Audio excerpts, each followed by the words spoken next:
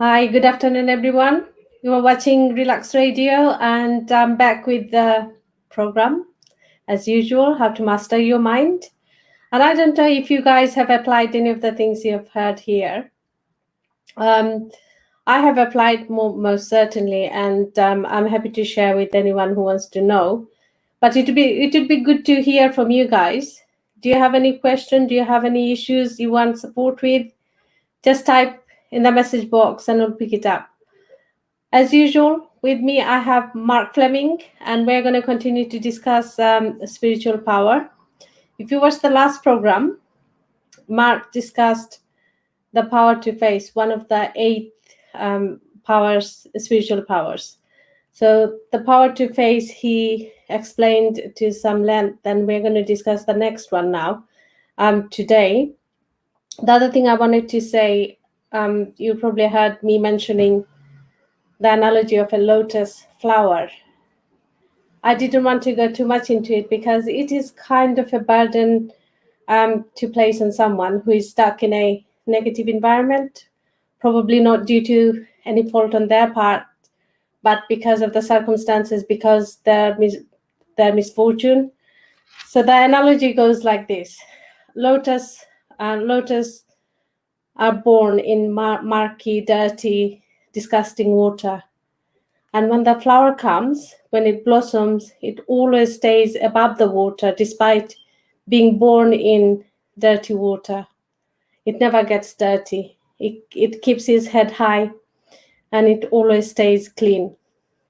Now, those people who are stuck in negative environment, in negative in situation where they cannot get out of, to say that you become a lotus, I think it is too far fetched, and it might imply that it is your responsibility to be like that. But it is possible.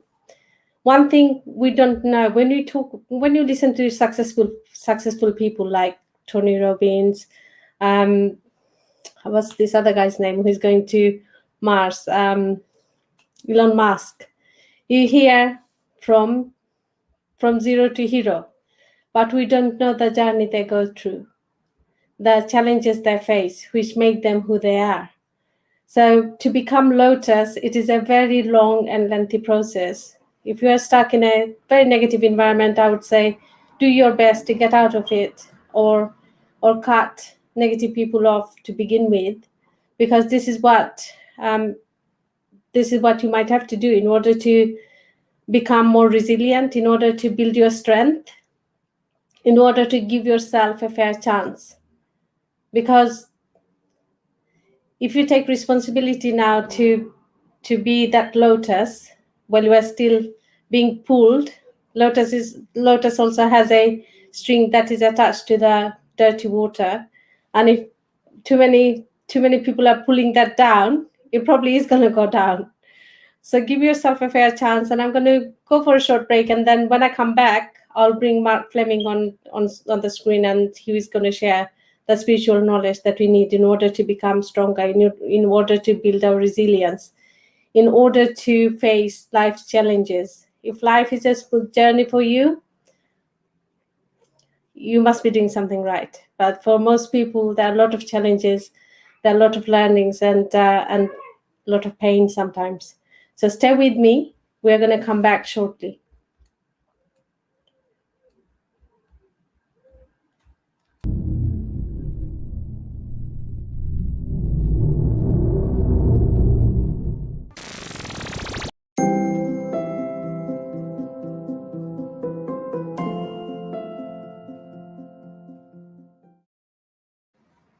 Hi, we're back. So I'm going to ask Mark to join me. Hi, Mark. Hi. Welcome on board. How are you? Yeah, very good, thank you. So we are talking about last week. Not last week, the week before. You discussed you mentioned that there are 8 spiritual powers. One of which was the power to face, and you gave a lot of examples. Now, what will be the next important one that we need in connection with the power to face? Well, well, the one that particularly accompanies the power to face would be the power to tolerate. Mm-hmm. It's almost like they're two sides of the same coin. It's the same kind of inner strength and energy. Sometimes you'll use that internal energy to face a situation, face a person, or even face the negative forces in yourself. And then other times you'll use that same energy to tolerate, Mm-hmm. to keep quiet. And not there's a very big difference between being suppressed, submissive, and tolerating. In fact, even the What word does it mean? sorry. What does it mean, Mark? So if somebody is abusive towards someone, or if somebody's you react to someone because of your past experiences. Yeah, so Oh. if I'm reacting, that means and we all react. That's the reality. But if my reactions are just too out of control, then it's a sure sign I do need more power to tolerate, because the more I react, the more vulnerable I am, the more I'm going to be controlled by someone else. They just can Mm-hmm. press the buttons and make me kind of dance like the doll on the strings, which is adding pain to injury. When it's like that, if anyone's experienced that, it's not very nice. Mm-hmm. So power to tolerate it is the ability, the internal strength to keep these what's happening on the outside, and maintaining your own stability, your own peace, and your own inner happiness on the inside.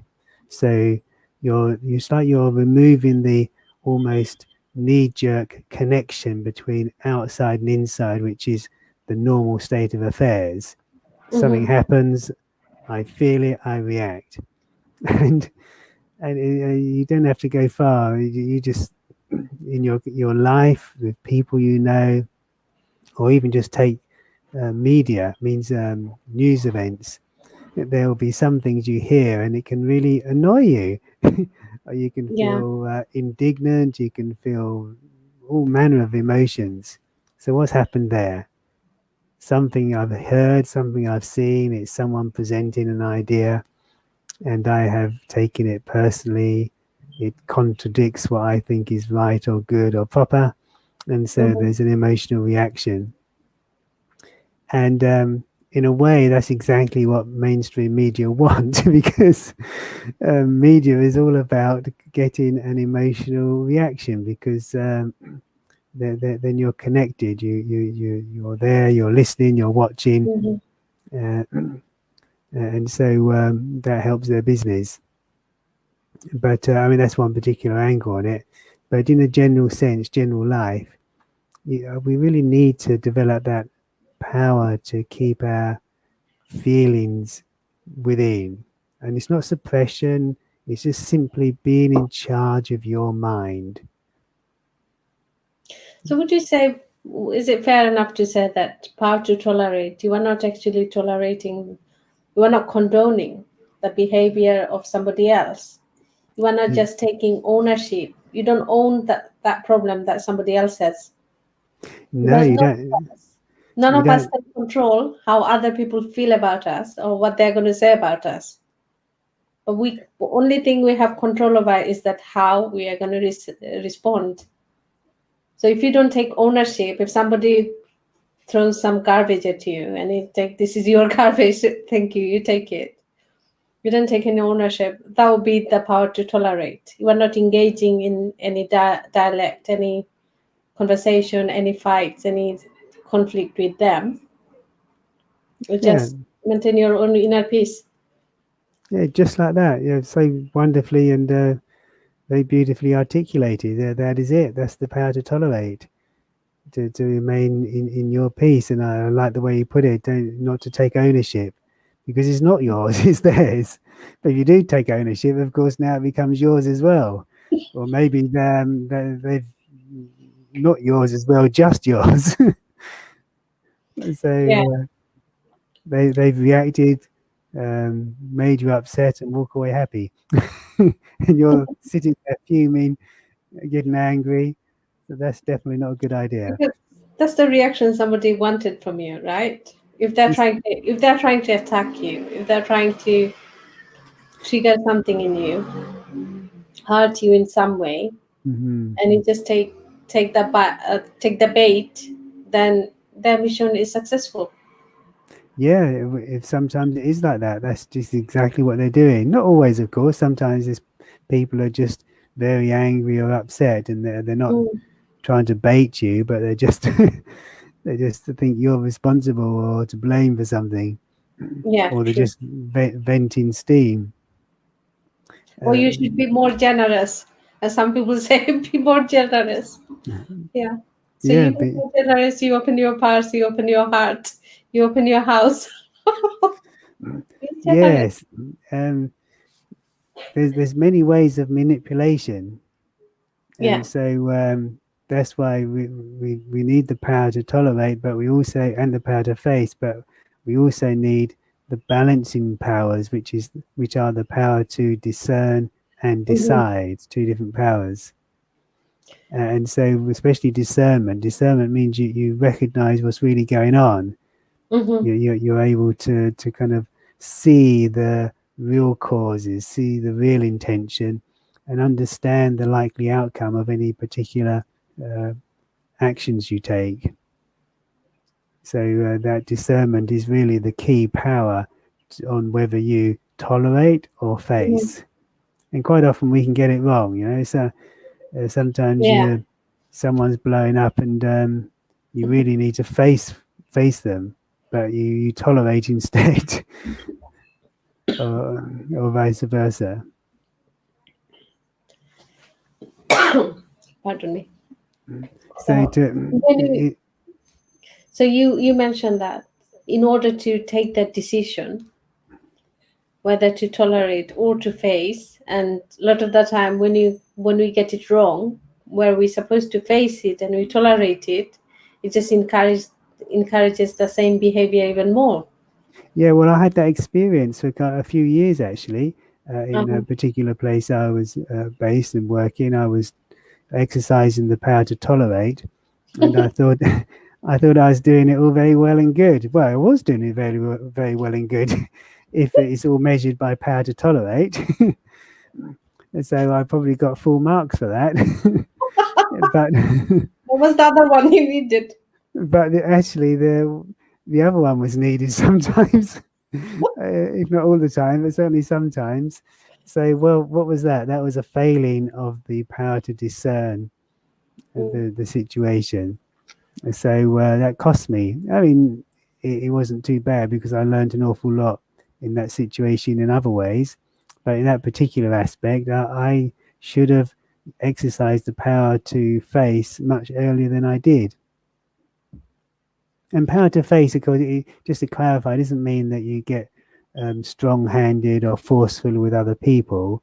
It just mhm. means you become clear and you're willing to uh, contradict what someone's saying. You're willing to put your opinion. You're willing to stand your ground or stand Yeah, for your rights. whatever is And needed.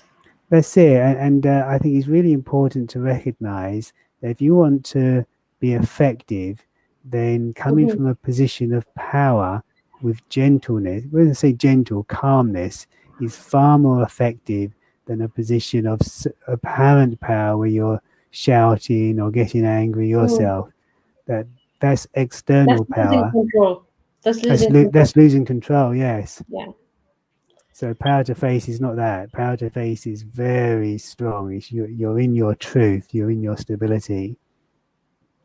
That's one other thing that goes with this power to tolerate, Mark. And in, I think, everyday life, we hear people say, have patience. So a lot of this word is subject to misinterpretation. A lot of people think patience mean if you are the one, especially who has some power and control over somebody else, and you tell that person have patience.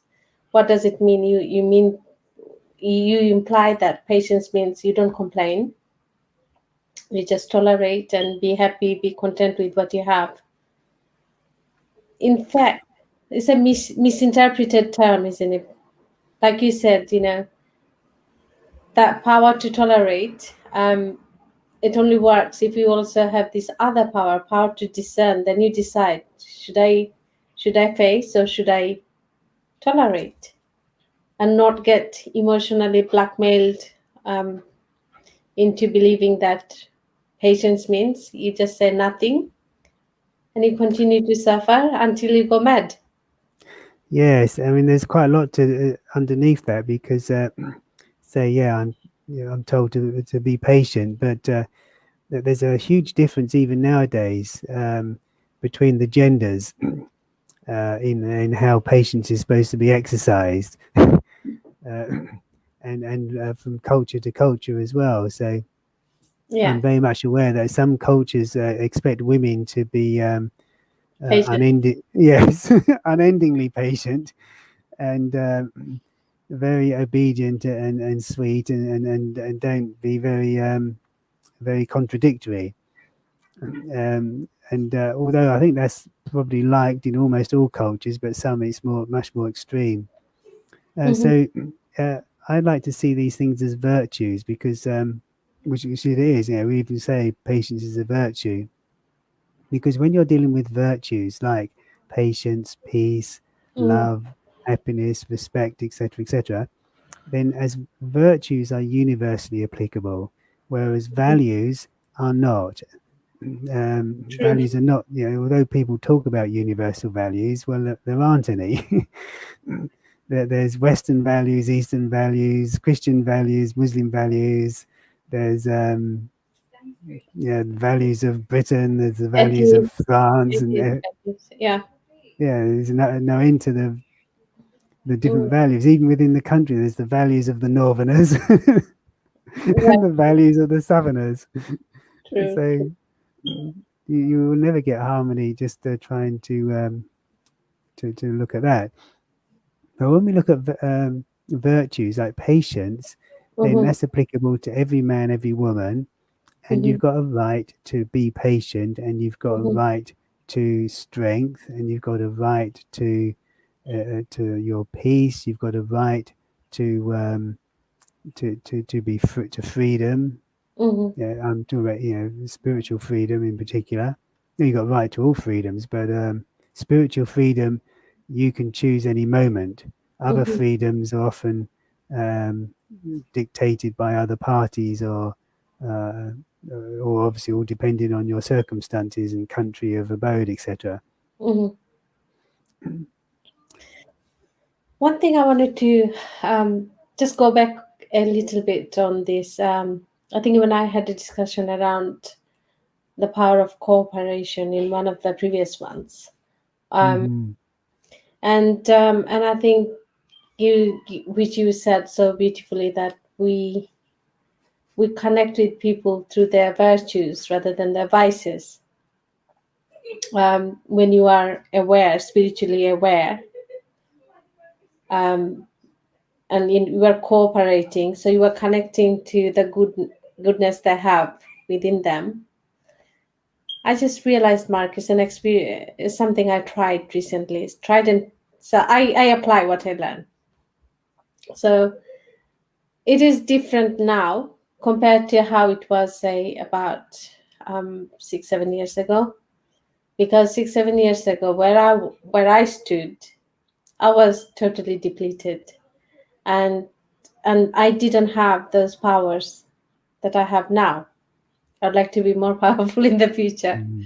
I didn't have that, and therefore I didn't have the, I wasn't in that position actually to have control over how much I say or what I do, and also to accept my own limitations.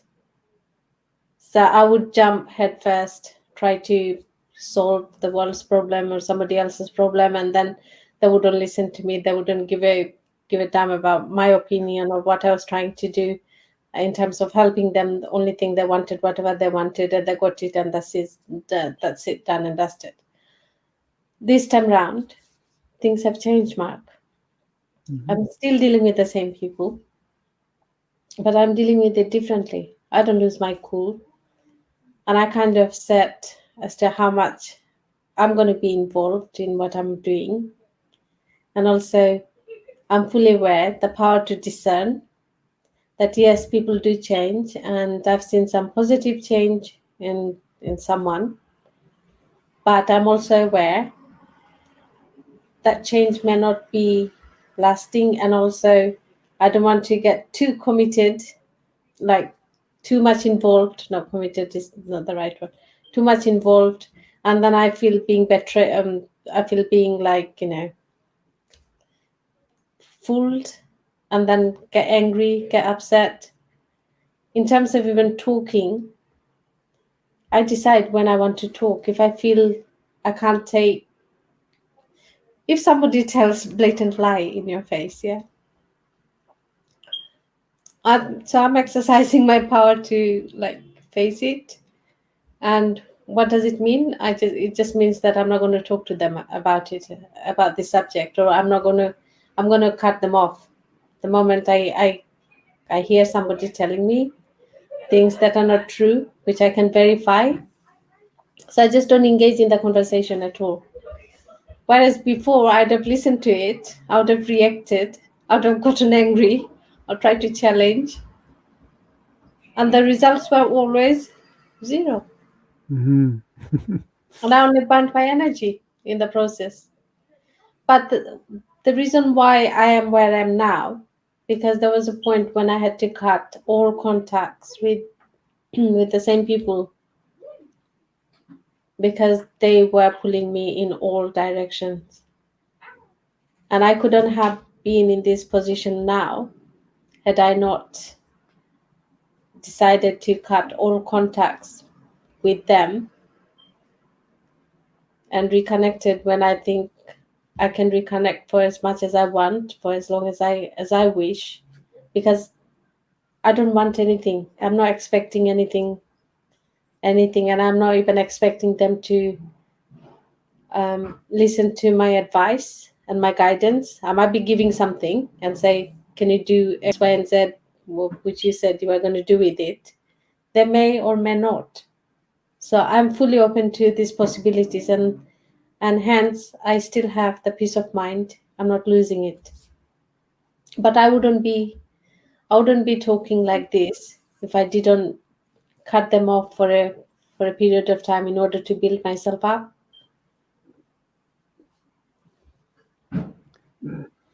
Yes, that's a very wonderful experience you've been sharing there. That kind of journey of transformation and changing the way you deal with a situation which has been going on for some time. Yeah, So you've got it's like you could call it a very clear experiment because you've got a similar situation and you've got a clear contrast between how you dealt with it previously yeah, or reacted previously, and then how you dealt with it in the latter times after you had more understanding, wisdom, and inner empowerment. So it just shows that when we work on ourselves, yeah. when we invest time, energy, and attention on ourselves, then it really pays off in practical, real life experiences. And so, just as you were sharing, I could tell you were much happier about yourself and the outcomes uh, Mm, when by using that inner power. So, if we compare how much we might be willing to invest in other people or in just things or entertainment or all manner of investments we mm, make, time, energy, money. But what about the self? mm, Because after all, everything you do, see, hear, whoever you relate with, it's you who's doing it, it's the self who's doing it. And yet, for the most part, we don't invest that much in on the the real self. self. I might invest in myself in the clothes and hairstyle and such like, which I did recently. Actually, I had a haircut, so it's even less there now. But there's only one style fits all for this head. But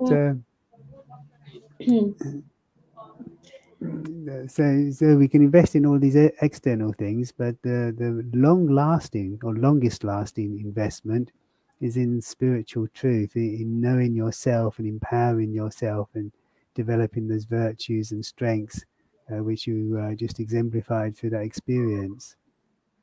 We're going to go for a short break, Mark. We're going to come back after the short break and then we'll continue. I think power to discern is such an important power, and power to judge. All these powers are very important, but somehow it gets diffused. And maybe if you could uh, if you could talk about it a little bit more, that might benefit those who are watching, and it would certainly benefit me. Mark, for some reason, your screen is a bit blurred, so I just wondered during the break if you'd like to re-enter. Okay. Yeah, so we're going for a short break.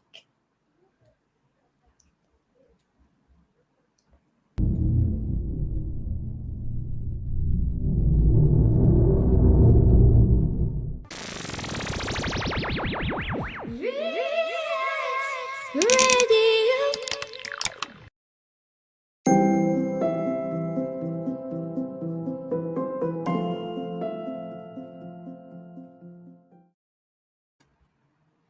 Hi guys, I'm back again, and we're having some. Mark was having some issues with his screen, so he's going to come back. I hope he's going to join us very soon.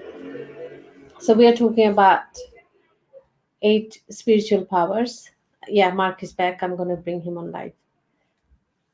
Welcome back, Mark. Thank you very much. Might be the light actually. I think it's the light. Probably that is why it looks a bit blurry. And it's better. Or... It's just the same. It's a bit blurry. Okay. But I guess apologies, guys. At least you can hear him, and I think I'd rather have you, Mark, and listen to you, even if your face cannot be always seen very clearly. But the message that you have, that is far more important than seeing your beautiful face.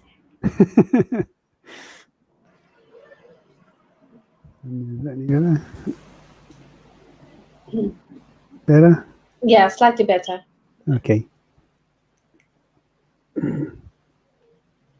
So yeah, I was saying, even you said how your power to discern at one point wasn't as efficient as you wanted it to be, and that is why you tolerated. And a lot of us do when we're supposed to face, we tolerate. When you're supposed to see something for what it is, we color it up, and we see what we want to see rather than seeing the truth in there.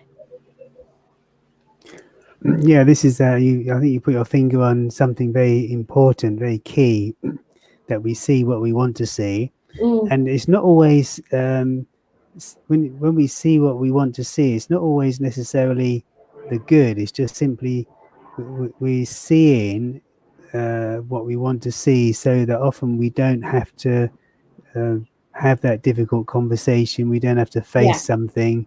So even if something's not very good, I'm still not willing to see what the intentions or background is to it.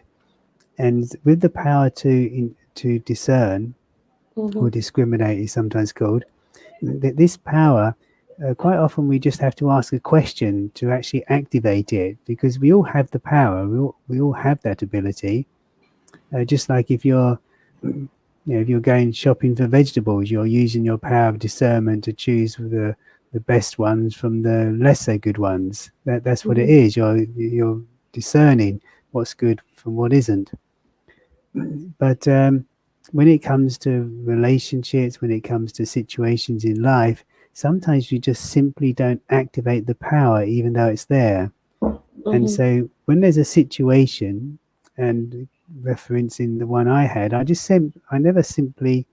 simply never asked myself the question, okay, let Hmm. me see what's really happening here.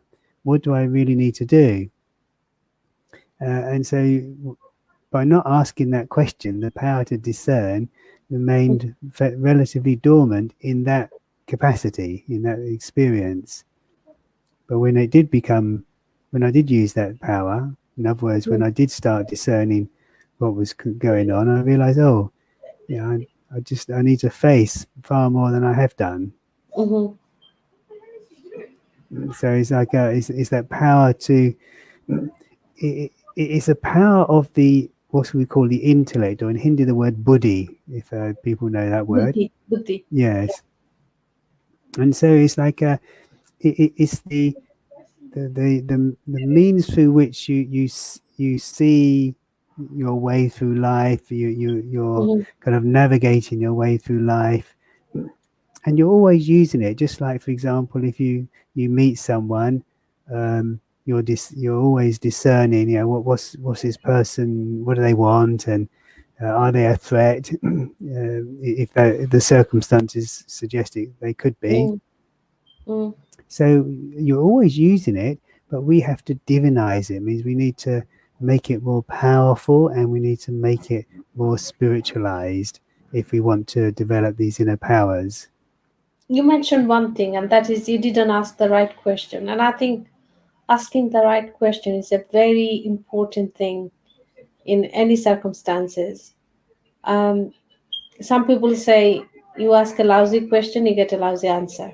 So Mm. also again, when it comes to asking question, we also need to use the power to discern which question is more relevant and which one is going to give us the answer that we really need. So how do we, it's like sharpening the saw, even intellectual, not intellectual powers, but spiritual powers that needs continuously keeping them sharp, keeping them clean, so that they're active and they're powerful and don't get muddled up in everyday chaos. What should we do? Well, firstly, meditation Mm-hmm. is, I say, a very good practice to sharpen the intellect in general, and especially in the context of discernment. Because what you're doing in meditation is concentrating the mind. Mm-hmm. And in order to discern, your mind needs to be fairly quiet. If your mind is jumping all over the place, then how can you discern? Because you're just not quiet enough to really notice anything. It's all just going to be supposition or reaction that you're dealing with. Mm-hmm. So a regular meditation practice really helps develop that power. And the way to do the meditation without going into details is very simply creating thoughts in your mind and focusing your whole attention on those thoughts. And Mm-hmm. so, as you focus attention on your own thoughts, that is using the power of the intellect for its purpose, which is focus, concentration. And Mm-hmm. although it might be difficult to begin with, like anything, you practice and it becomes easier. And Mm-hmm. it's becoming easier because your intellect is becoming more powerful. So that's a very great way to develop that power. But then also start like when you read things, is another way of developing this power of the intellect is to study spiritual things, whether it's Mm-hmm. your religious book or whether it's spiritual teachings or things from this show. So take a sentence and explore it, or take a theme and explore it. Ask questions of it. What does this mean? When could I use this particular understanding? How could I use it on myself? How could I use it on with others? So we call this churning, just like when you churn milk to get butter. Mm-hmm. So you're churning knowledge in order to get the juice, the power from it. In other words, the message within it. Mm-hmm. But whereas just collecting ideas or philosophy is wonderful, it's nice, but it doesn't transform you like churning can, like thinking deeply about it can. So that's two powerful ways of developing the intellect and enhancing your discernment power. And just one more I'd add, like Mm-hmm. on the field means in life, is to start using the intellect, kind of and asking questions. Well, what's this person really saying to me? What's their intention? And I don't mean be suspicious, because you don't want to go around kind of Just trying to oh, understand.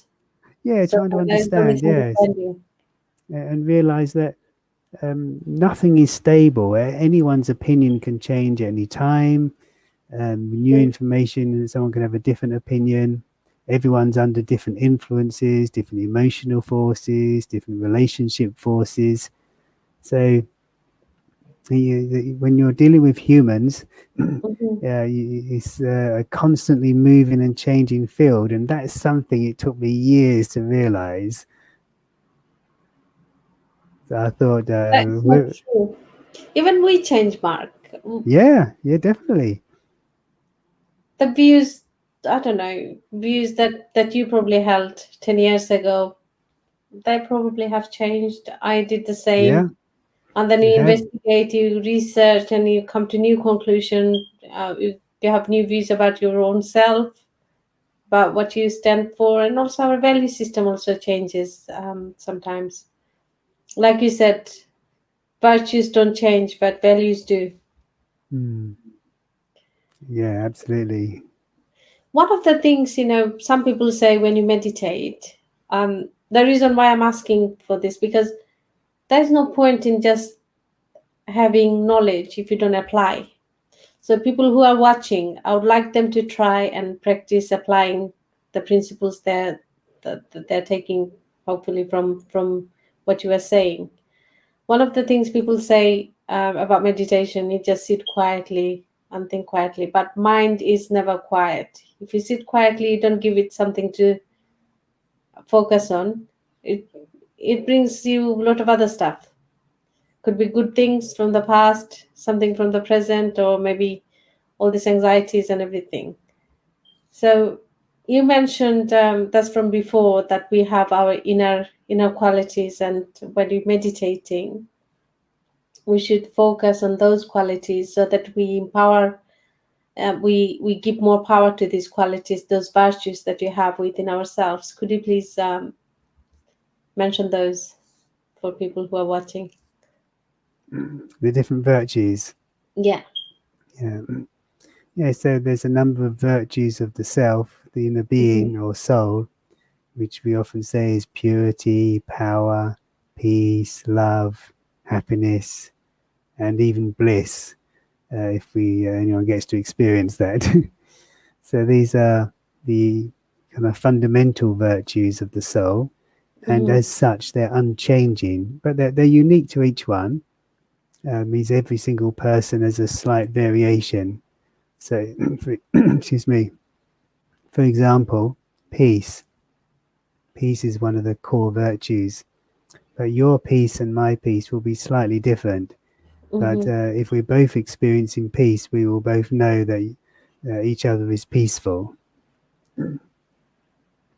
Same with experiencing love.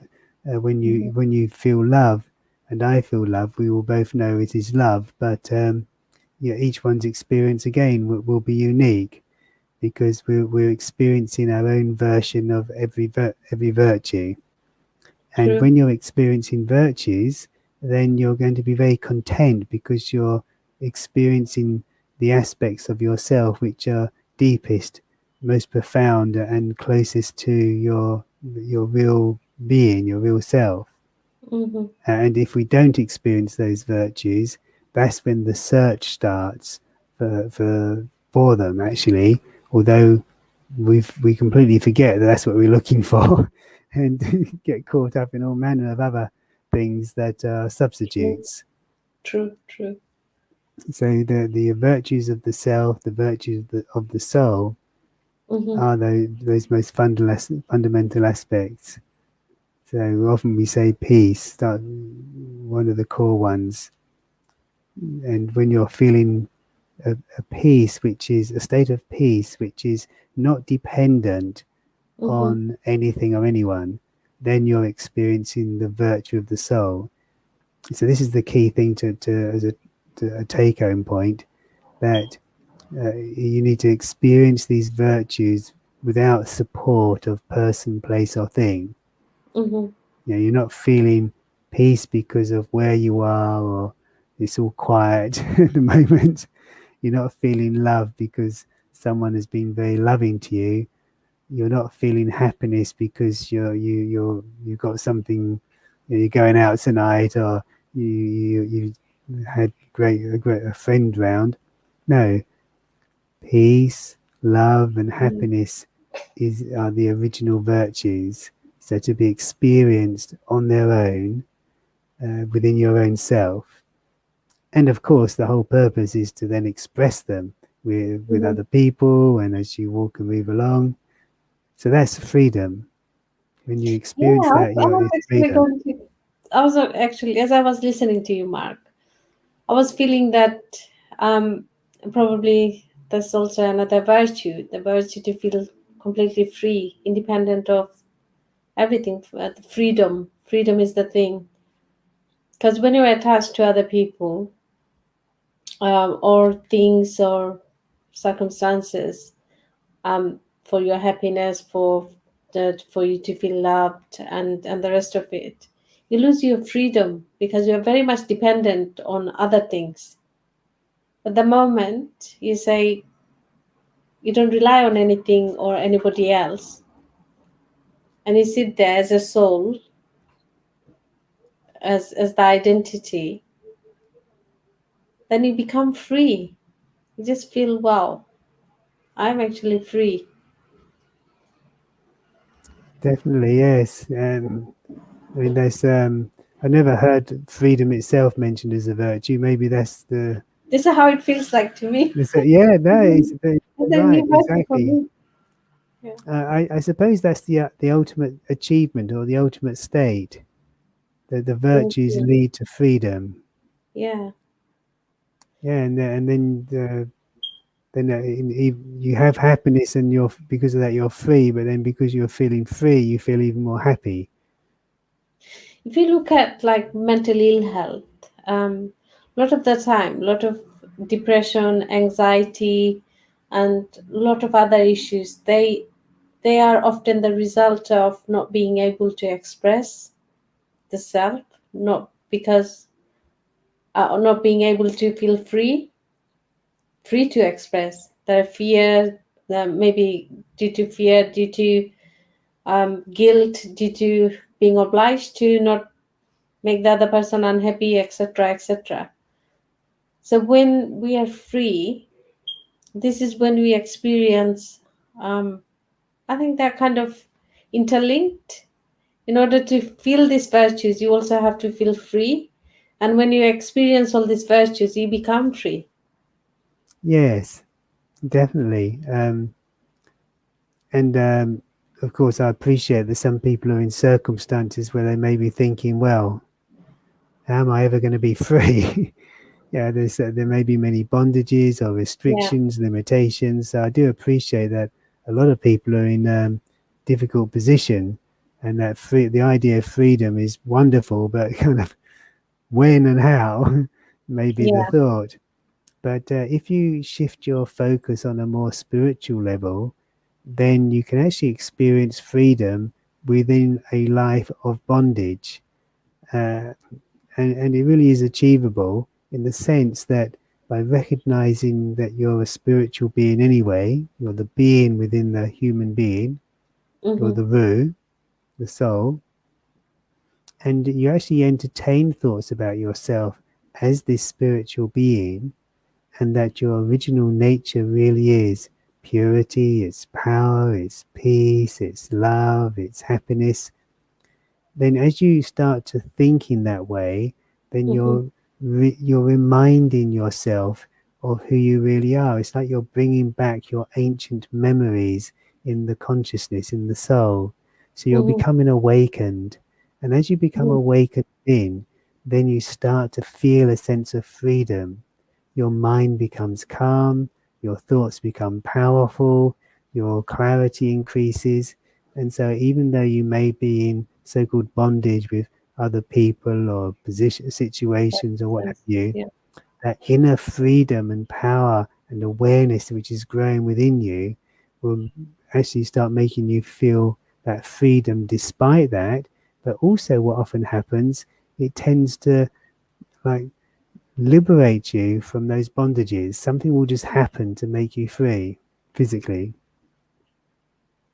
I'm so glad you mentioned that because not everybody has to cut all the ties and sit in a cave in Himalayas. They're all At least taken some anyway. people, even when you go to Himalayas and you attain your spiritual knowledge, you become spiritually powerful, then you also have to come down and share your knowledge with others. So there is no escape um, in that sense because you then have this dharma, isn't it, to share and help others. Um, I'm glad you mentioned that. In some circumstances, like in my situation, I had to do what I had to do. But not everybody has to take that kind of extreme steps. You can still become powerful by staying in the muddy water and be a lotus. But I'm Mm. guessing it will require regular practices of meditation, regular practices of spiritual knowledge, maybe attending seminars, which Brahma Kumaris used to run and probably is running now. Yes, Other organizations. yeah, it's like anything you want to do in life. There's no one-hit wonders. It's if you want to Mm. learn a language, you can't play a YouTube for half an hour and that's the job done. No, it's going to have to be every day, or at least several days a week for quite some time before you start learning that language or anything in life. You True. know, exercise. You want to keep fit. Again, you can't go out for one walk and say that's it. Where's my six pack or whatever it is that you're looking for? No, it's got to be regular and spiritual Regular practices. practice too.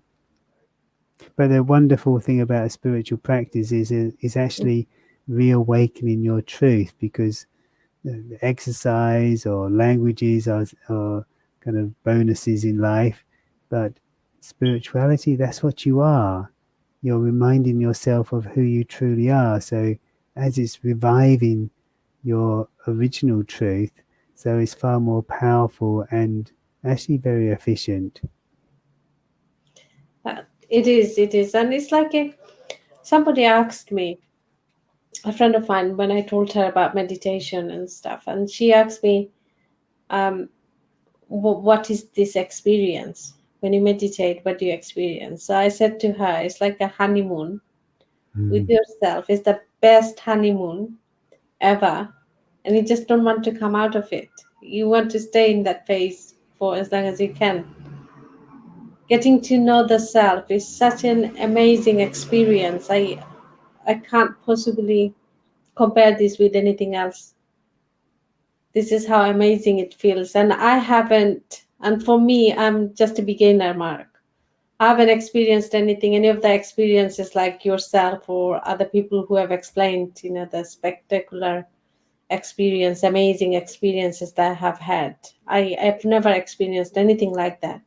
I'm very much on the surface, or even below. But still, it does so much wonder for me as a novice. Yeah, is that well, everyone's experience is their own anyway. So although someone can articulate a spiritual experience in their words, and so you can get a sense or a feeling of how wonderful or beautiful or powerful that was, to a great extent, it's the power of their articulation of their words as well, or as the actual experience that they're remembering. But I think, I mean, you say you've been on the surface, but I can't imagine you are still on the surface, not after all these years. And also, the way you are sharing now shows that you're not at all on the surface. So, I think you've done a lot of work on yourself, and you've applied it in practical life as well, which I is very need it. easy. I so desperately need it, Yeah. and I encourage everybody else who are watching. Please do apply because you listen to stuff and then you forget. Unless you apply, that knowledge is not yours. Mm. It's just you heard. It's hearsay. Somebody said to you when you heard, and it's gone. Apply and see the results, and only then you'll appreciate what spirituality gives you. And Yeah. when there is an opportunity to nourish your life, to feel happier, healthier, more joyful, why would you not take that? Indeed. Why not? You've been doing for how many years, Mark? You've been meditating. You've been a yogi for 30 years? About 30, yeah, 30 years. Yeah. About 30 years. That's a lot of years. There's a And lot of years, yes. But a of lot of course, experience, lot of knowledge. mhm. So people who are watching us, what would you I'm gonna leave a riddle for them today. Have you seen people? There are some people who apologize for no reason, and they also thank you for no reason. I've met some people that would unnecessarily say I'm sorry, unnecessarily say thank you or thank you. One thank you is enough, but they would say 5 times. What emotion these people are displaying in a different way? What are they channeling? When I talk about emotion, we feel anger, we feel joy, we feel what's the other one? There was a movie, Inside Out. Anger, joy, Oh, and yes. Jealousy? jealousy. Was jealousy there? I think there was anger, definitely joy, and then some other things, and they gave up on all of them. Yeah, so these are the emotions we in our interactions we actually express some emotions, right? So emotions could be you're coming from a place of empowerment or you are coming from a place of disempowerment. And you could be feeling happy, angry, whatever. So if somebody is apologizing unnecessarily, being too polite, um, what are they expressing? I'm asking this question is for people who are watching because I've done a program and I was really shocked to find how many different ways people express You look like you have frozen, Siddiqa.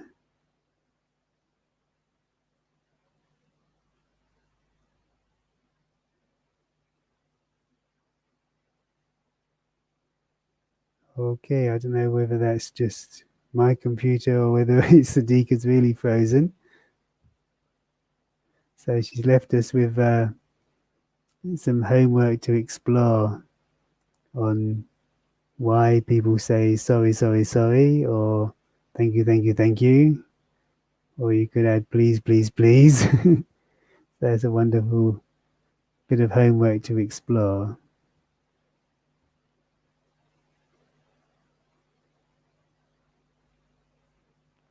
Okay, so what I'm going to do is just share with you a little meditation, and hopefully Siddiqa will join shortly. So take a deep breath in and breathe out slowly, relaxing completely,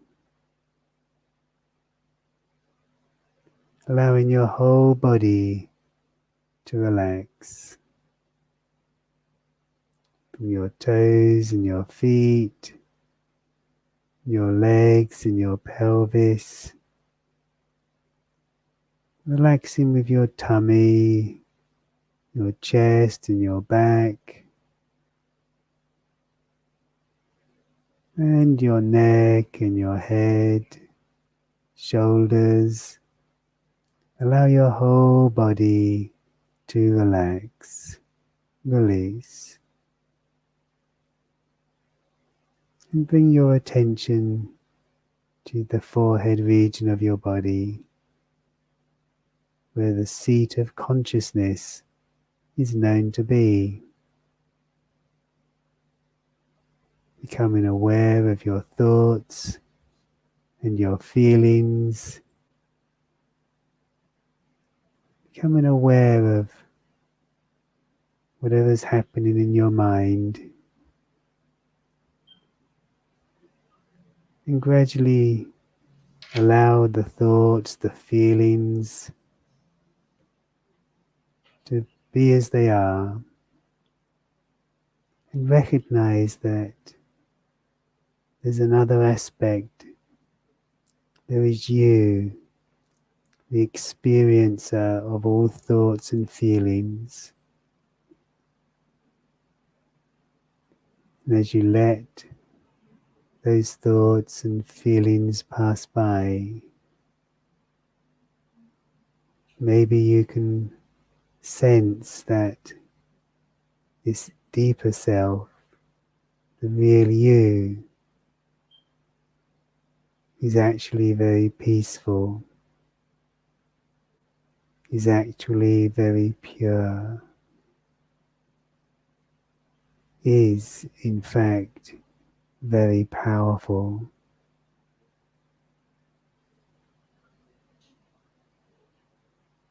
And to entertain that thought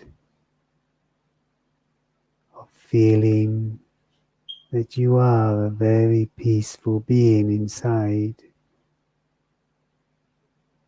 So imagine the feeling of being in touch with your deeper virtues of purity, strength, peace, love, happiness, and how it would feel if you could really experience these virtues without dependency on anyone or anything. Imagine feeling so much peace, so that whatever happens, you can maintain your peace. Whoever says anything, you can maintain your peace.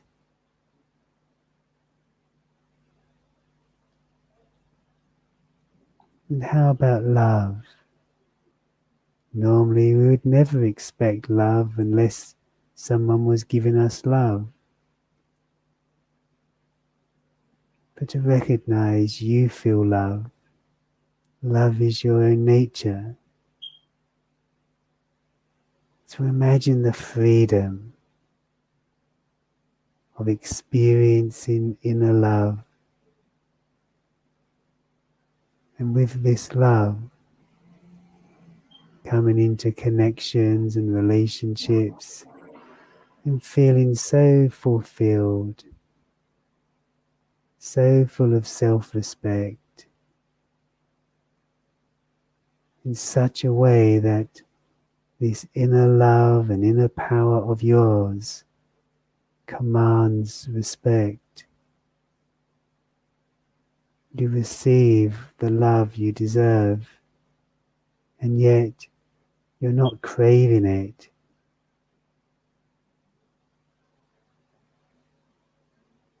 And so with each virtue, the original virtues of the self, the soul, as we explore these and experience these, we gain so much strength and so much freedom. So who are you?